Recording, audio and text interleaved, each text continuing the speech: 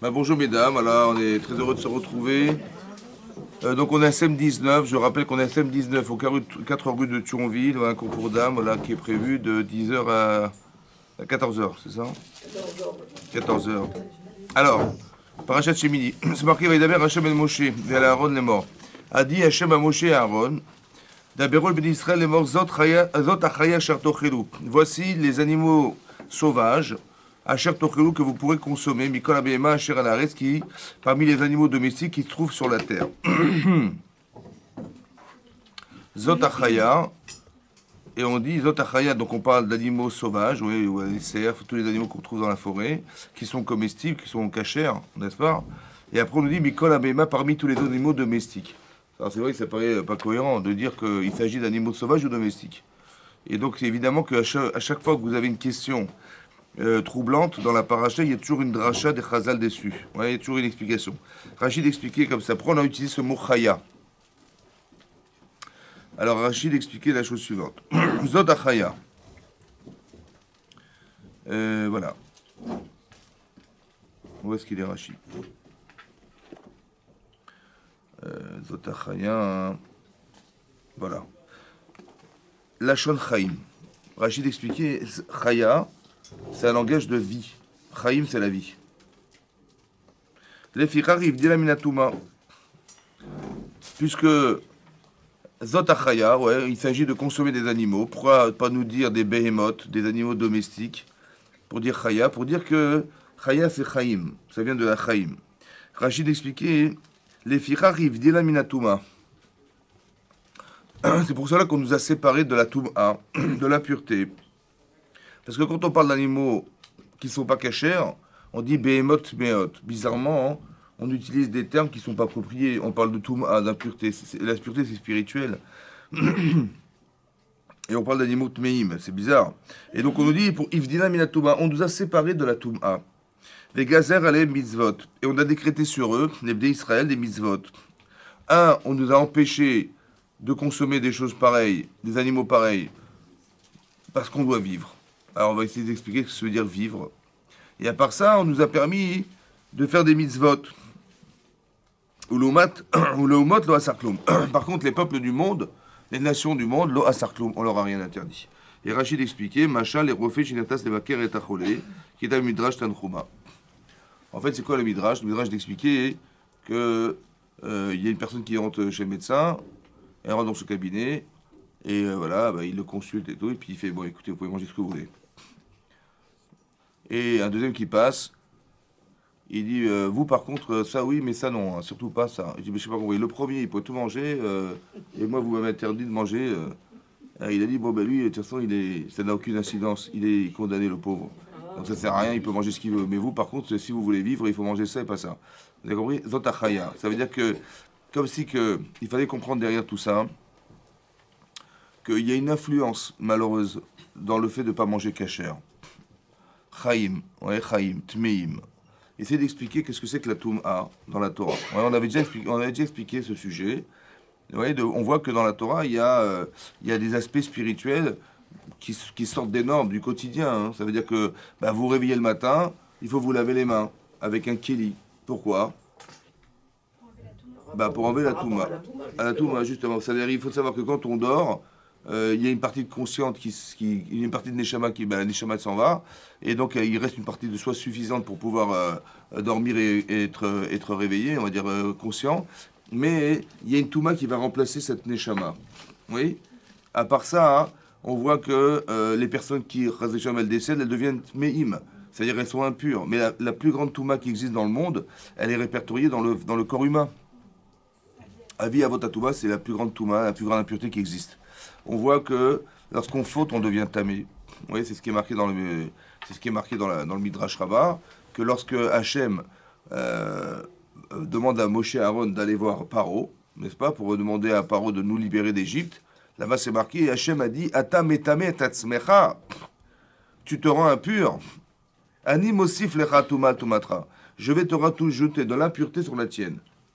En envoyant chez Paro Aaron et Moshe, il va rajouter de la Touma. C'est quoi la Touma? Hein?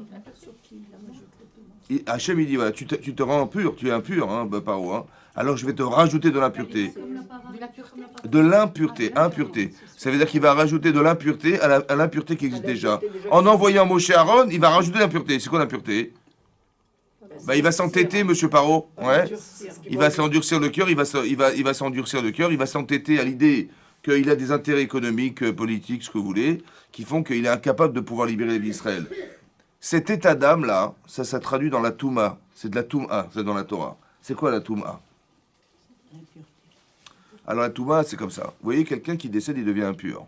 Bon, quand vous dormez, bah, vous devenez impur. Pourquoi? Parce que l'impureté, c'est l'état de ce qui ne vit pas. De ce qui ne... Pas les États-Unis. Hein. L'état de ce qui ne vit pas.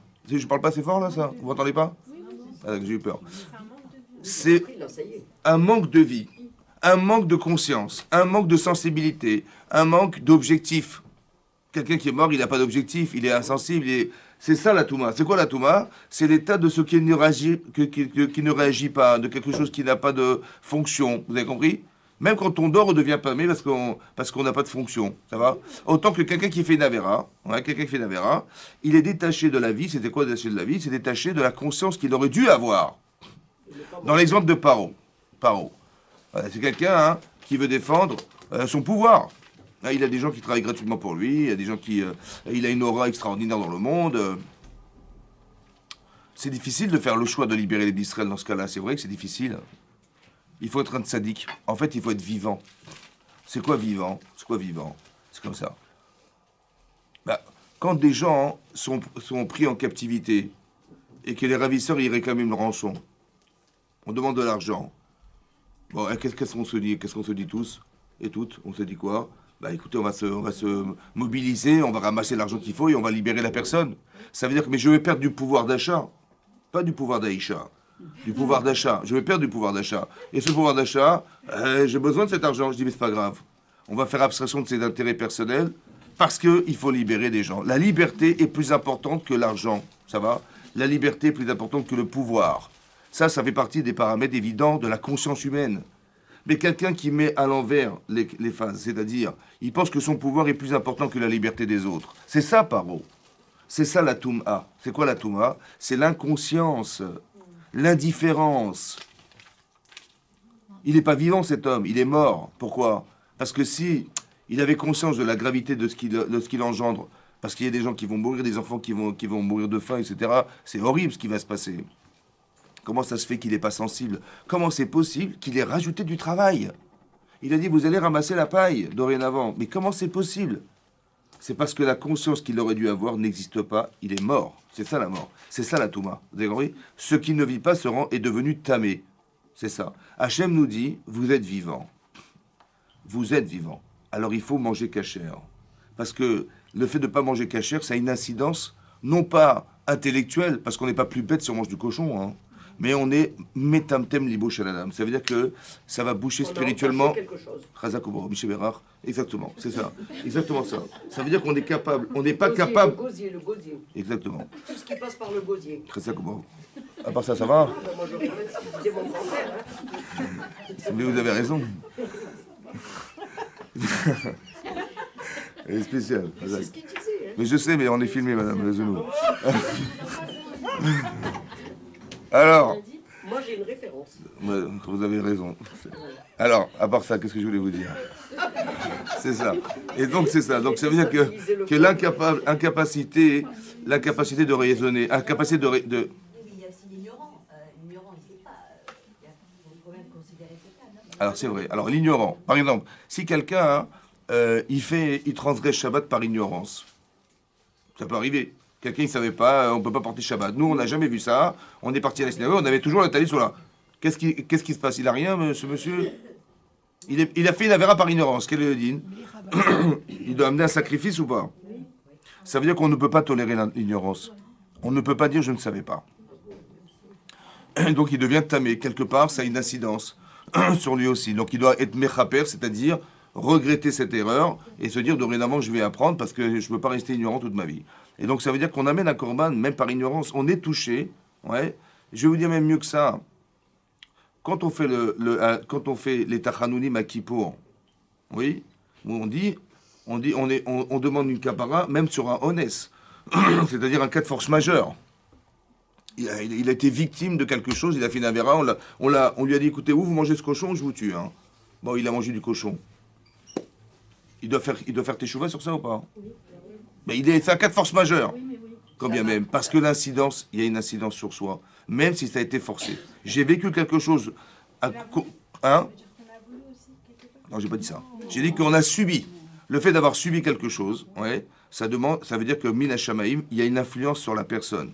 La touma, encore une fois, c'est comment dire, soit la personne influe sur elle, cette chose sur elle, parce qu'elle consomme pas cachère, et donc ça va avoir une incidence spirituelle sur elle, la personne, autant que si déjà la personne, elle n'est pas cohérente, elle va devoir engendrer une incohérence derrière. C'est pour ça que dans les Pierre Carottes, c'est marqué, une avera, Chazak ou Baruch. Je ne sais même pas pour vous donner au cours. C'est ça. Avera, Goret, Avera. Une Avera entraîne une Avera. Vous pourquoi, comment ça marche? C'est le désir. Le désir qui entraîne l'Avera. Ça veut dire que autant que la mitzvah entraîne la mitzvah. Si vous avez fait une mitzvah, vous avez tiré une satisfaction de la mitzvah, ben vous avez envie d'en faire d'autres. Et c'est comme ça. Envie de retrouver la satisfaction qu'a procuré la mitzvah. Mais cette satisfaction, elle est spirituelle. Autant que la Vera est spirituelle, le désir, ça veut dire que l'incohérence, l'inconscience, c'est une touma, c'est ce que la Torah définit comme une touma. La Torah nous dit un chidouche énorme, c'est que dans la consommation de ce qu'on ne mange, qu'on ne devrait pas manger, ça aussi, ça s'appelle tamé. On dit des behemoth meot, des animaux impurs. Ça veut dire quoi? Ça veut dire que ça engendre une touma. Regardez ce que dit Rashi. Je continue. Rashi nous dit comme ça. Rashi dit, donc c'est fameux midrash et Rashi nous dit comme ça. Les filles, she'atem dvukim bamakom, parce que vous êtes collés à Hachem. Davouk en hébreu, ça veut dire collé. Ouais. On retrouve ce terme. Où est-ce qu'on retrouve ce terme? Davouk. Ça vous dit quelque chose? Ou le dov kabo, c'est marqué au dov kabo, vous devez vous coller à Hachem, c'est vrai. Et aussi dans. C'est vrai. Et aussi dans. Avant avec sa femme. Ça va faire davak beishto, ve'ul basar echad. Davak beishto. Pourquoi nous faire référence au couple pour nous rappeler l'idée qu'on doit être comme dans un couple. Ça veut dire que quand on aime son mari très fortement ou sa femme très fortement, cette dvekout, c'est une sieta d'Ishmaïa. C'est une aide du ciel qui vient et qui fait qu'on ressent cet amour pour son épouse ou son mari. Et ça, c'est ça qu'on retrouve ici. On dit Davouk Bachem. Mais c'est quoi qui nous colle à lui? Ben, vous avez une Neshama. Hein. Et il est la Neshama. Quand on dit qu'on est un Chelek Elokam Imaal, il y a une partie de soi d'un Neshama qui fait partie d'Hachem. En fait, qui fait écran entre lui et nous, c'est quoi? Ben, c'est nos intérêts, c'est le moi égoïste, etc., qui nous sépare. Comme si on devait mettre au service, son corps au service de ce que la Neshama me renvoie. Et c'est ça la Dvekout. Et ça ne peut pas se faire autrement que par l'étude de la Torah. C'est impossible autrement. Qu'est-ce qui va nous coller à Hachem? Vous savez, vous? Moi, je ne sais pas. On dit, pas manger kasher, manger des écrevisses. Moi, je pensais que c'était très bon. Non, ça nous sépare d'Hachem. Ça va? Ça nous sépare de ça. Et c'est ça que dit Rashi. On est d'Avouk Bamakom. Veroïm liot raïm. Et on est apte à vivre. Cette vie dont on parle, c'est pas de respirer. C'est d'être lucide. C'est ça, la vivre. C'est d'être lucide. Pourquoi c'est un pluriel? On dit liot raï. On devrait dire d'être raï, l'être vivant. Pourquoi d'être raïm au pluriel? Pourquoi le pluriel? Je pense que le pluriel, c'est de comprendre qu'en fait, on ne peut pas vivre seul. Comme si que vivre, c'était faire vivre. Faire vivre. Si quelqu'un fait vivre l'autre, c'est qu'il est vivant. Si quelqu'un pense qu'il se suffit à soi-même, ouais, quand c'est marqué l'auto viot levado, ça n'est pas bien d'être seul. C'est pas seulement qu'il faut pas rester célibataire. Non, c'est aussi d'expliquer d'être seul, de croire qu'on peut se suffire à soi-même. Ouais, d'être seul, ça veut dire de croire que ce qu'Hachem m'a donné, je m'en contente, c'est très très bien, j'ai pas besoin d'autre chose. Non, c'est pas ça qu'il faut dire. Il faut dire on vous a donné des moyens, on vous a donné de l'intelligence, on vous a donné de la sensibilité, on va vous donner vous faites partie de la gente féminine, donc vous avez quelque chose de féminin en vous. Qu'est-ce que vous allez faire avec? Vous avez quelque chose qui est de l'ordre de l'excellence. Qu'est-ce que vous faites de ça? C'est ça. Qu'est-ce que vous allez faire avec? C'est ça, ne pas être seul. C'est d'utiliser ce que je suis au service de ma Avodat Hashem, c'est ça. Ouais. Hachem, il a besoin de savoir, vous avez besoin de savoir qu'est-ce que vous pouvez faire de vous. C'est ça. Ne pas rester seul. Mais c'est ça, vivre. C'est ça, Chaim. Et ça ne peut pas se faire seul. C'est pour ça que c'est un pluriel. Parce que... Pardon ? On ne peut pas faire toutes les mitzvot si on reste seul et enfermé. Oui, ça veut dire que c'est ça. Mais ça veut dire que je peux dire, ben voilà, j'ai pas besoin de faire les mitzvot, je me contente de ce que je suis. Voilà, j'ai besoin de personne. Et c'est comme si il y avait une forme d'autonomie, ouais, qui est en fait une avéra. Parce que, pourquoi ? Parce que l'indépendance, elle se cultive avec les autres. Et de croire que l'indépendance, c'est d'être libre, d'être seul, c'est faux en fait. Parce que votre indépendance, elle ne peut se comprendre que dès l'instant où vous avez été en contact avec quelqu'un qui va apprendre à étudier seul, c'est très très long, très difficile. Mais si vous avez la chance d'avoir un Tamid Racham dans une yeshiva exceptionnelle qui va vous apprendre la Torah, ça fait 50 ans qu'il enseigne, chaque mot c'est 50 ans de limoud. Ça veut dire que vous allez apprendre à une grande vitesse. Donc je suis dépendant de lui, mais j'atteins mon niveau d'indépendance par lui. Je ne peux pas être indépendant seul. On ne peut pas imaginer que nos enfants ils vont réussir sans se passer par l'école, etc., etc. Donc notre indépendance est suspendue à la dépendance qu'on a des autres. C'est ça vivre. Et c'est à ce moment-là qu'on a la capacité de devenir indépendant. C'est ça. Mais on est Raout Liot-Chaim. Nous dit Hachem, vous êtes apte à vivre. Ça veut dire que vous avez cette capacité. Vous avez en vous quelque chose qui doit vivre. C'est ça vivre. Ça veut dire cette cohérence dans la Torah. C'est ça qu'il veut dire. Et donc c'est marqué, Rashi continue et dit... Pardon, je ne retrouve plus Rashi. Rashi dit, les fichar, puisqu'on est raoui, puisqu'on est apte, c'est qu'une aptitude. On n'a qu'une aptitude. Il faut la mettre en œuvre, en marche. Les fichar, dit Rashi, ifdilan minatuma. C'est pour ça qu'on nous a séparés. Les gazar et les mitzvot, et qu'on nous a décrété des mitzvot.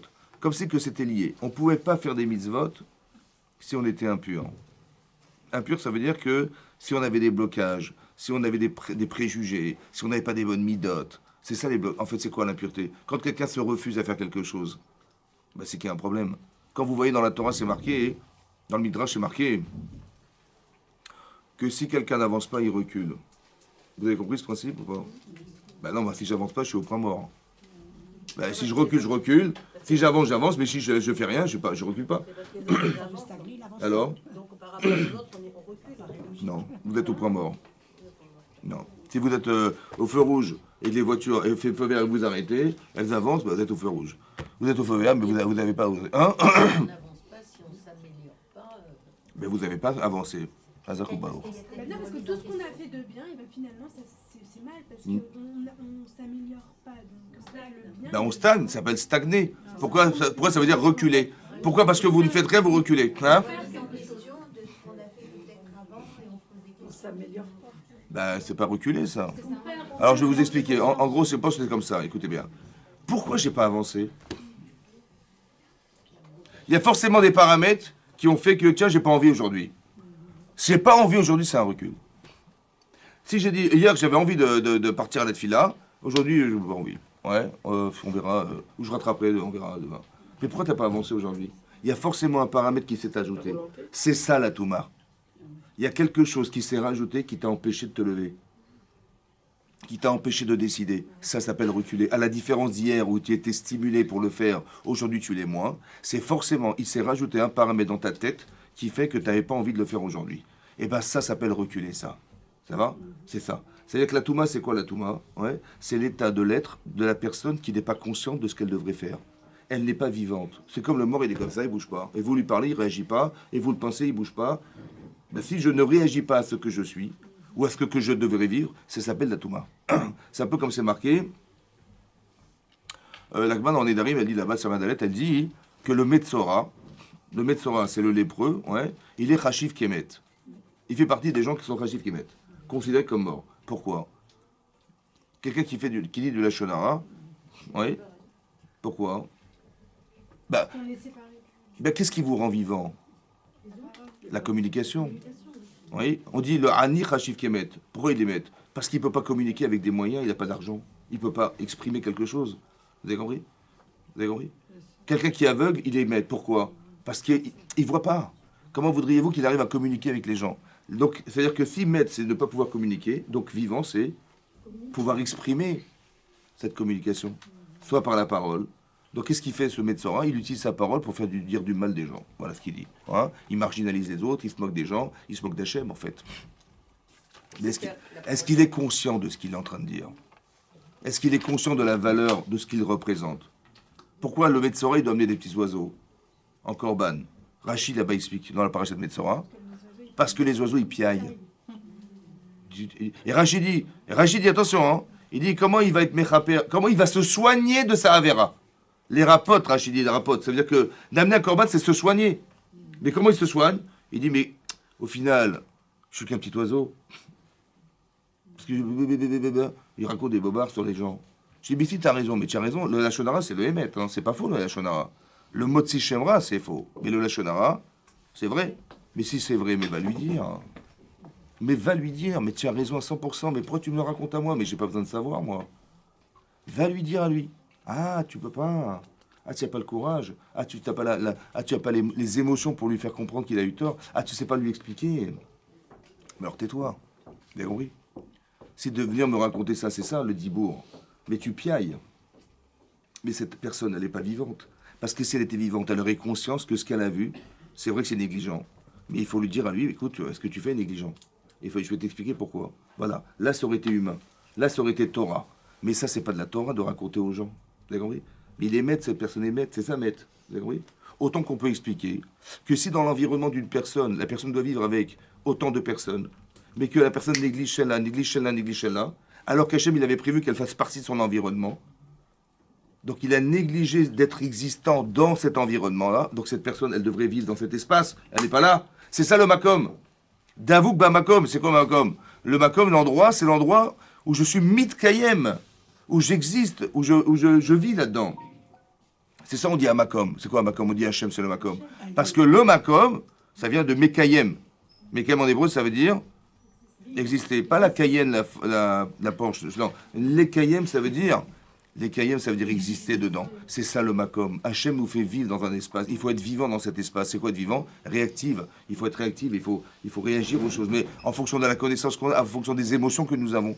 Et si on n'a pas les bonnes midotes, ou bien on n'a pas l'intelligence, ou on n'est pas logique, etc., on va forcément faire des erreurs. C'est ça. Ça s'appelle la Touma dans la Torah, ça.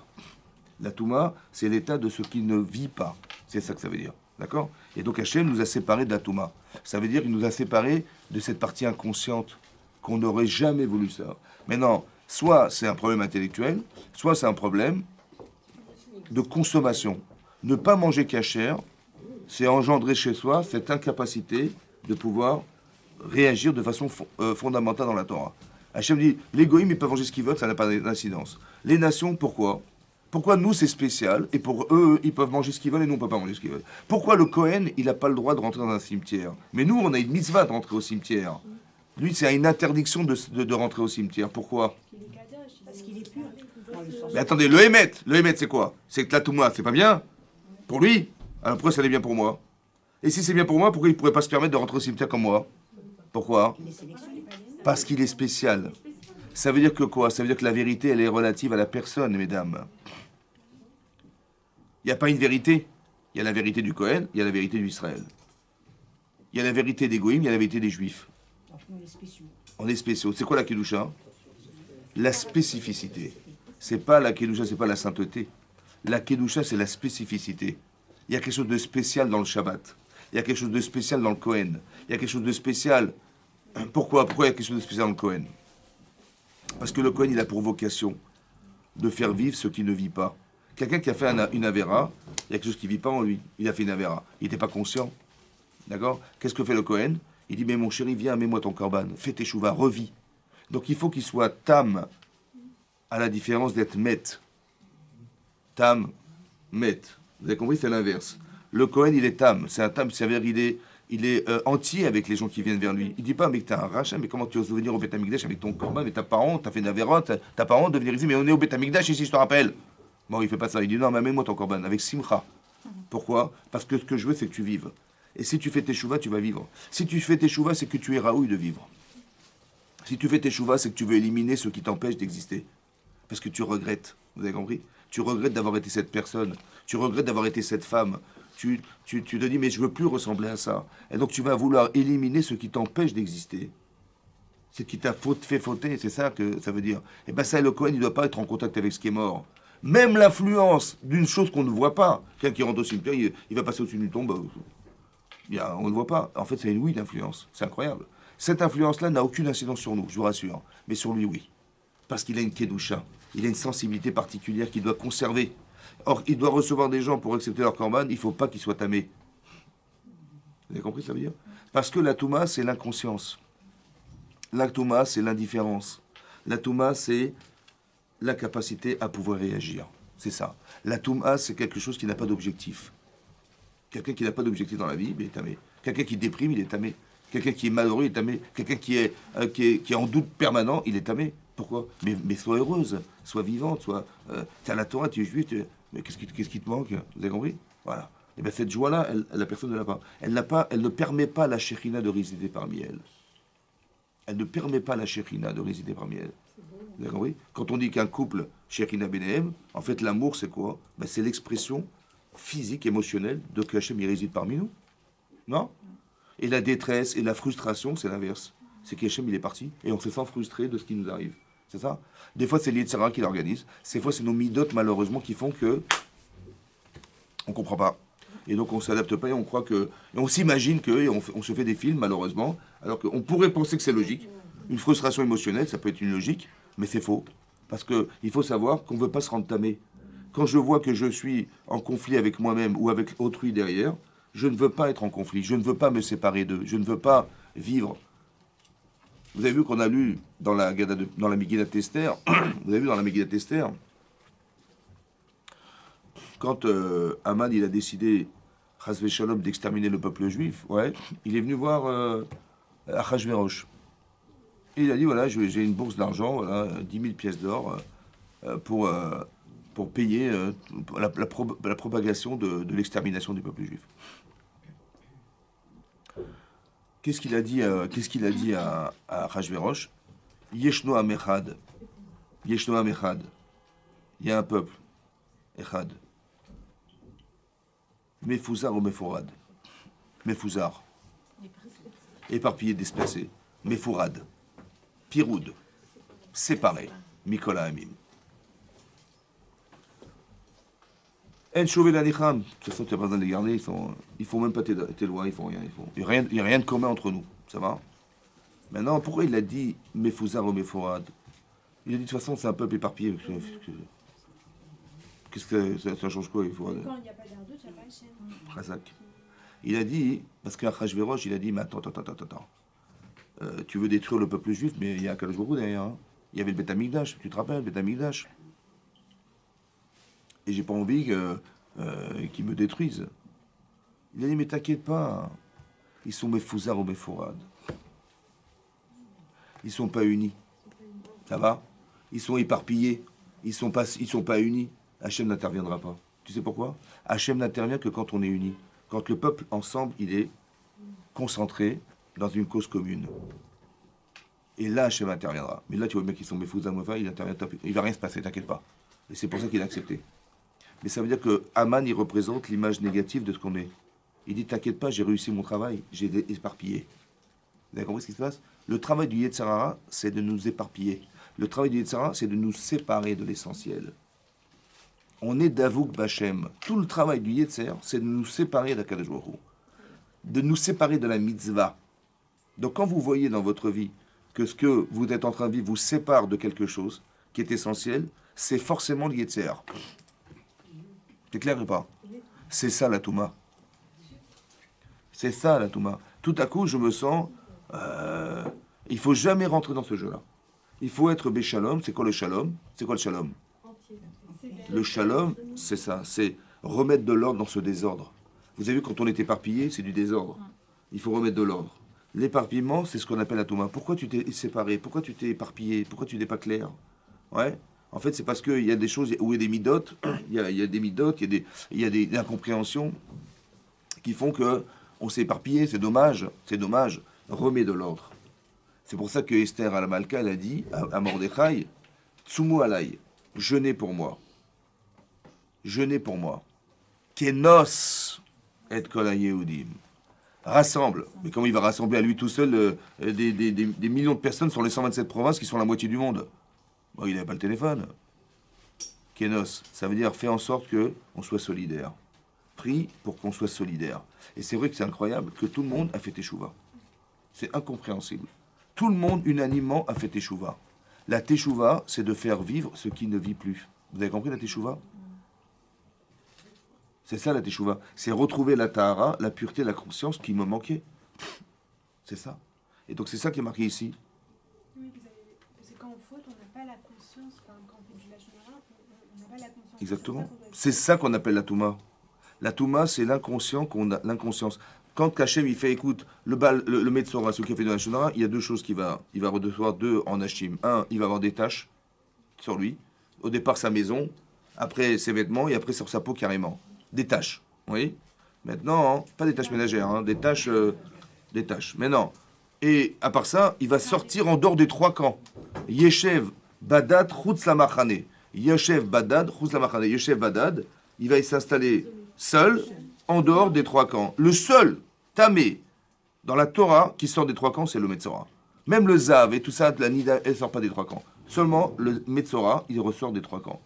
Maintenant, pourquoi il doit avoir des tâches et pourquoi il est isolé? Parce que quand il a fait du lâche en fait, il a séparé celui. Il a isolé. Mais quand il a dit vous voir pour vous dire, écoute, cette fille, elle n'est pas fréquentable. Regarde ce qu'elle fait. Qu'est-ce qu'il a fait d'elle? Il a fait une femme séparée. Il l'a complètement isolée. Elle est restée seule. Mais si j'avais souffert de la solitude, est-ce que j'aurais fait ça? C'est ça la kapara. Vous avez compris? Retrouver la tahara, c'est la conscience qui lui a manqué lorsqu'elle a fait du lachonara. Parce que si elle avait souffert de la solitude, et en disant du lachonara, elle aurait isolé la personne, elle n'aurait jamais fait une chose pareille. Manifestement, elle n'a pas souffert de la solitude, alors on va lui faire vivre la solitude. C'est pas une punition, c'est de retrouver la tahara, la conscience qui lui avait manqué au départ. Vous avez compris? Autant que des tâches. Quand vous entendez du lachonara, comment vous voyez les gens? Ben vous voyez avec la tâche qu'on a mise sur eux. Même des bonnes copines que vous avez, vous dites, c'est celle ta copine, mais tu plaisantes ou quoi? Mais c'est ce qu'elle a fait, ta copine? Voilà, elle m'a fait ça, mais ça. Comment ça, c'est pas possible, j'arrive pas à croire. Et quand vous la voyez, votre copine, vous la voyez avec la tâche. Oh là là, on change de trottoir. Mais vous avez compris, des amitiés de 20 ans qui sont entamées, pas entamées, hein, en tahor, j'allais dire. Entachées, entamées. Ouais, à cause de quoi? À cause de ce qu'on a entendu d'eux. On a mis des taches sur leur tête. Alors le Metzora, on lui met des taches. Maintenant, quand il a des taches sur lui, il a honte, hein, vous avez compris, il va cacher les taches. C'est vrai ou pas? Il dit non, mais j'ai pas de taches. Ouais. En fait, c'est ça, il a honte. Mais pourquoi tu as honte? Parce que d'avoir des taches, c'est honteux. Mais c'est ce que tu fais toute la journée. Tu mets des taches sur les gens. Cette conscience, tu l'avais pas. Vous avez compris que le en-neige de la Torah, ce qui est extraordinaire, c'est que c'est réparateur d'un manque de conscience. Il était tamé, il était maître quelque part. Parce que comment tu peux faire ça? C'est pas possible. Vous avez compris? Bien sûr qu'il est vivant, hein, mais dans son nefesh, dans sa conscience, quelque chose qui ne vit pas. Et c'est ça qu'on voudrait faire revivre. Et on est, nous, Raoui Leotraim. Ça veut dire qu'on est apte à pouvoir vivre. On a cette conscience. On descend d'Abraham, Sravi Yaakov, on a reçu la Torah. On a appris la Torah dans le ventre de sa mère. On a cette conscience. Elle dort en nous, mais elle existe. Alors faisons-la vivre. C'est ça que dit Hachem. Attention, il ne faut pas manger ça. Il faut manger ça. Il faut être scrupuleux sur la nourriture. Qu'est-ce que vous mangez? Comment vous mangez? Revérifiez tout ça. Pourquoi? Prenez un meilleur recherche possible parce que on est négligent, on peut se rendre tamé. C'est dommage. On est ce qu'on mange. On est ce qu'on mange, exactement. Et faire attention, c'est ça, c'est la cache-route. C'est marqué dans la fin de la paracha de Shemini. Regardez ce qui est marqué. Le langage, il est fort. Il est marqué Al teshaketsu et nafshotechem. Al teshaketsu. Ketz.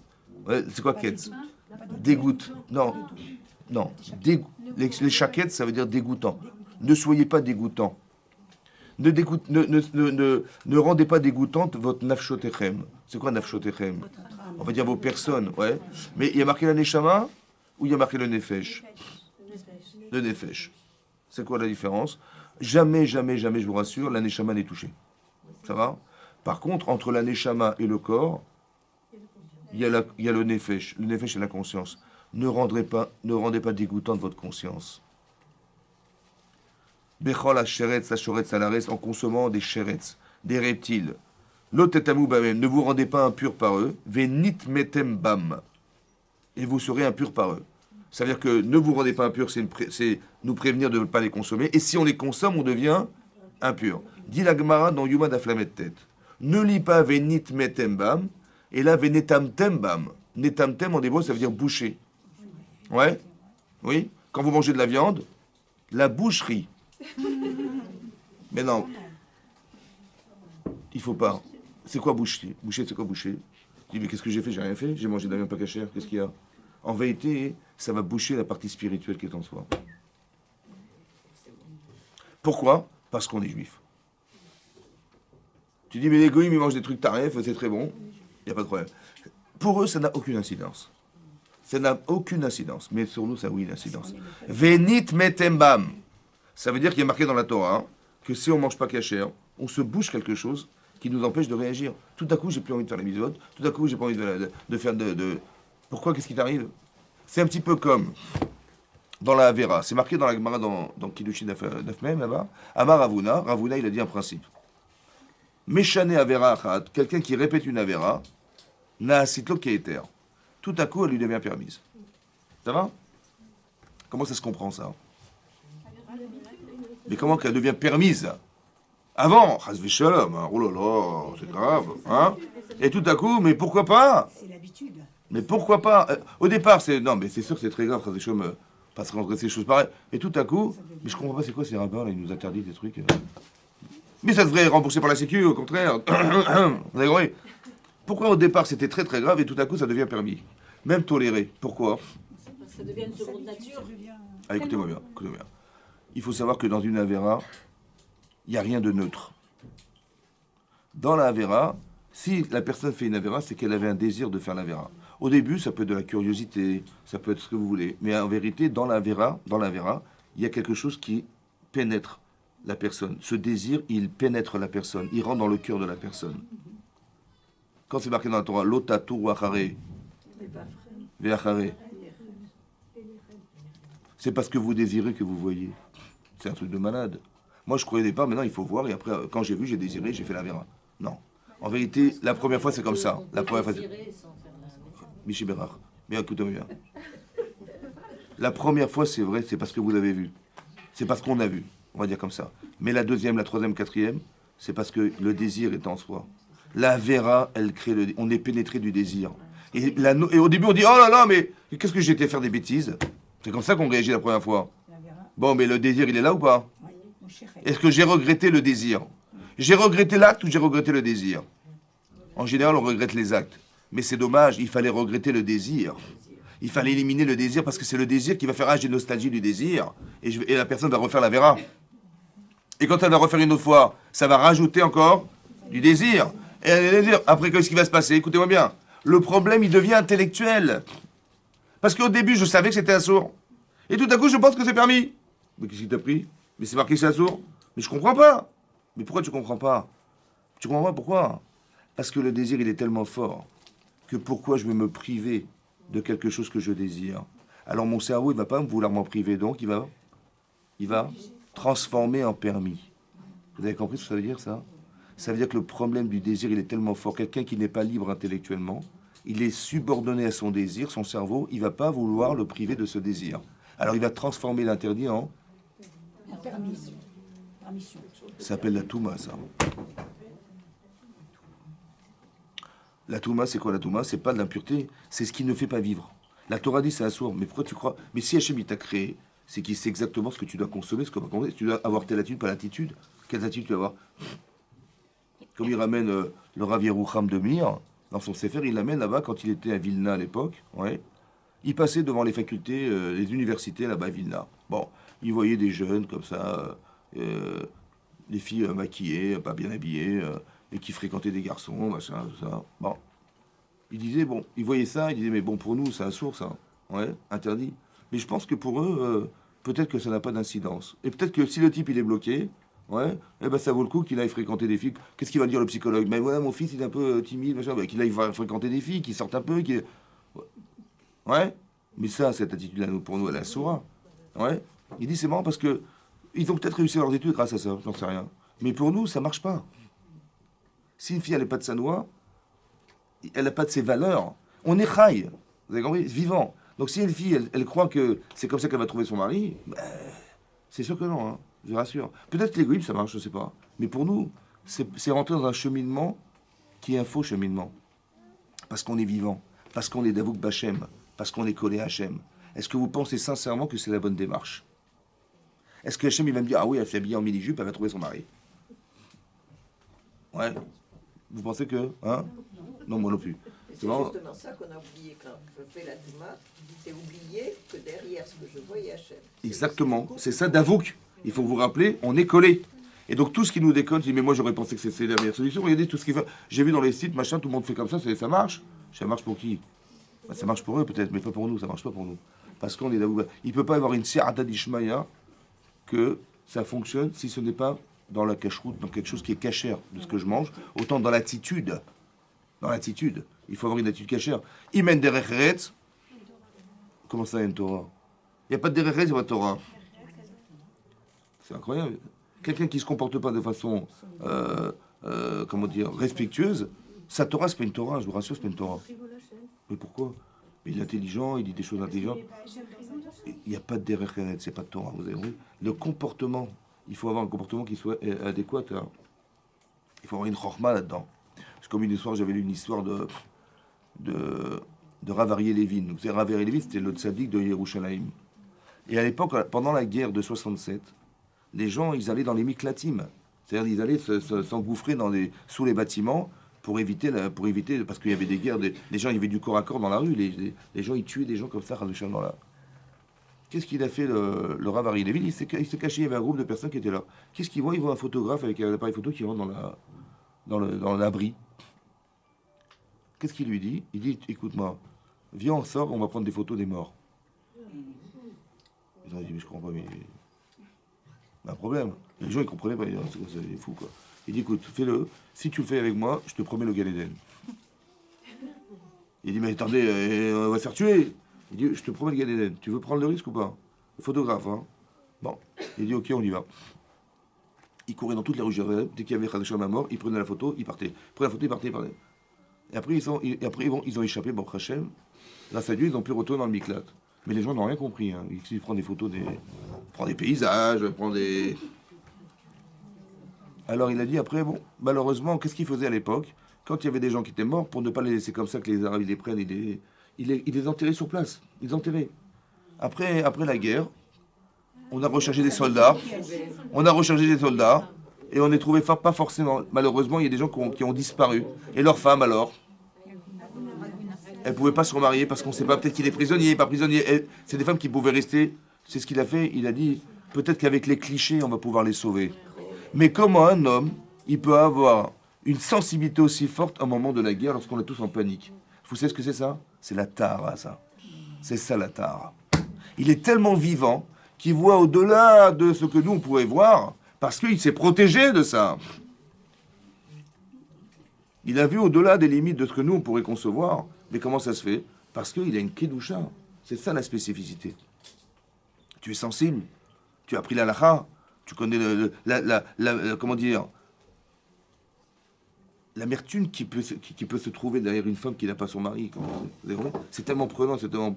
qu'il dit, mais il a vu le photographe, tout de suite, il a eu un déclic. Tout de suite, il a eu ce déclic, tout de suite. Nous, on aurait... Pourquoi? Parce qu'on n'est pas sensible. Parce qu'on n'est pas chaï. Alors, lui, il a un niveau de chayout, de vie, en fait, qui est tellement fort que voit ça, tout de suite, il a fait la connexion. Tout de suite, il a fait... Mais on est loin. Vous avez... Mais pourquoi c'est comme ça? Parce qu'il faut étudier. Parce qu'il faut apprendre, parce qu'il faut se sensibiliser aux valeurs, parce qu'il faut aimer les gens, parce que, vous avez compris, lui c'est quelqu'un qui allait dans les prisons carrément pour parler aux gens. Il était aimé par des gens qu'on aurait haï par rapport à ce qu'ils ont fait, on n'aurait même pas supporté. Mais il dit, mais comment tu veux qu'ils changent? Il faut communiquer, il faut communiquer, il faut donner envie, il faut donner envie de changer. C'est ça le rôle du Rav, c'est de donner envie d'être. Vous avez compris? Et cette envie d'être, elle nous fait qu'on est contrasté entre le désir de nous parfaire et de se savoir en décalage par rapport à cet objectif. On dit, il faut que ça change. Et donc c'est ça. Et regardez ce que dit le Passouk. Et donc on utilise des mots. Il est marqué ne rendez pas dégoûtante. Vous avez vu comment Hachem il voit ça? Comme un dégoût. On devrait être dégoûté de ça. On devrait savoir avoir la conscience que quand on mange pas cachère, quand on a une attitude négative, quand on est contre la Torah, on fait des choses qui sont contraires. En vérité, on est en train d'être méchaquetz, de rendre dégoûtante notre conscience. Vous avez compris? C'est ça. Et pour ça qu'il y a des termes très forts. La Touma, pareil, c'est violent. Mais c'est savoir avec la Touma, c'est violent. C'est ça. Ça veut dire qu'il y a quelque chose ici qu'on devrait entendre. Qui a ni Hachem Elokechem. Parce que je suis votre Dieu. Veit Kadishtem. Et en vous refusant, ou en faisant des mitzvot, vous vous sanctifierez. Veitem Kedoshim, et vous serez Kadosh. Qui Kadosh Ani? Parce que je suis Kadosh. Rachidi, qui est-ce qui met Kadesh? Qui c'est qui sanctifie? C'est un truc. Ani et Kadesh Etrem, dit Hachem. Quand vous ressentez un sentiment positif en vous, c'est qu'Hachem, il vous a sanctifié. C'est extraordinaire. Hein. Ça veut dire quand vous dites je refuse une Avera, ouais, je refuse une Avera, c'est comme Rivka. Là-bas, c'est marqué dans la parashat Toldot que Rivka, elle était la fille de Bethuel, la sœur de Lavan, elle vivait à Padan Aram. Bon, Rachid nous dit, mais on savait pertinemment dans la parashat qui précède, oui, que quand Sarah, quand Avram il a demandé à Eliezer d'aller chercher une femme pour Israël, il a trouvé Rivka, qui était la fille de Bethuel. Il a rencontré Lavan et elle vivait à Padan Aram. Donc ces informations, on les avait déjà. Pourquoi la Torah nous le répète dans Parashat Toldot, demande Rashi. Rashi dit parce que elle était la fille d'un rachat, le frère d'un rachat. Elle vivait dans une ville de Réchaïm, un endroit qui était hostile à devenir une tzedeket. Rashi nous dit l'olamda mimaasem. C'est quoi l'olamda? Elle savait ou pas? Elle savait, mais elle a dit je veux pas me polluer moi. Je ne veux pas apprendre de ça. Je sais que si je ressemble à ça, c'est terminé. Elle n'a pas voulu apprendre de leurs actes. Vous avez compris? Ça veut dire qu'elle s'est protégée. C'est ça, vite kadishtem, et vous vous sanctifierez. Et moi, je vous rajouterai de la kdusha. Exactement l'inverse, chas v'shalom, de quelqu'un qui fait une avera. Ouais. Il dit je te rajouter de la pureté. C'est-à-dire que le Yetzirah qu'on fait rentrer dans la personne, c'est ça qui va nourrir cette inconscience. Quand quelqu'un fait une avera, en fait, il argumente et il alimente le Yetzirah. Et après, on s'étonne pourquoi on réfléchit mal. Et on s'étonne pourquoi on désire des choses bêtes. Pourquoi? Parce qu'on n'a pas forcément fait les bons choix. Parce qu'il faut décider, il faut savoir. Il y a des choses qu'on ne peut pas inventer. Il faut connaître, il faut savoir. Et à partir du moment où je ne sais pas, je demande. Mais il faut savoir. Et à partir du moment où vous savez, vous faites un travail sur vous-même. Et vous faites un travail pour vous-même pour essayer de coller à ça, de coller à ces valeurs, de renforcer ces valeurs. Et vous de protéger, de ne pas transgresser ces valeurs. C'est ça. Parce que quand on les transgresse, malheureusement, ou quand on se refuse, autant que quand on se refuse, on renforce. Parce que vous savez pourquoi vous avez dit non. Vous savez pourquoi vous avez dit non? Parce que vous aviez voulu garder la valeur. Alors Hachem, il va vous rajouter de la Kdusha. Ani et Kadesh Etrem, dit Hachem. C'est ça, Vitem Kedoshim. Parce que je suis Hachem. Parce que je suis Hachem. Parce que, en vérité, on porte Hachem en soi. Donc quand on a fait l'effort de refuser, on a fait l'effort de ne pas écouter ce qui arrive. Hein? De l'impureté sortie pure. Exactement, exactement. Ça veut dire que c'est pour ça qu'il y a une chose et son contraire dans toute chose. Pourquoi? Parce qu'il faut que tu saches que tu dois vivre et te battre contre ce qui va t'empêcher d'exister. Et cette lutte, en vérité, elle va te permettre de renforcer ce que tu as décidé d'être. Vous avez compris ça? Quand je dis non, je ne veux pas, qu'est-ce que vous faites? Vous renforcez ça. Et Hachem, il est Mekadesh. Hachem, il sanctifie, c'est-à-dire qu'il donne encore une force plus grande encore derrière. Et vous rendez encore plus forte. Comme Chas Vesham à l'inverse. Quelqu'un qui fait une Avera, eh ben, il va en rajouter encore et encore une couche. Jusqu'au point de croire que... Et Hachem, il va rajouter la Kdusha.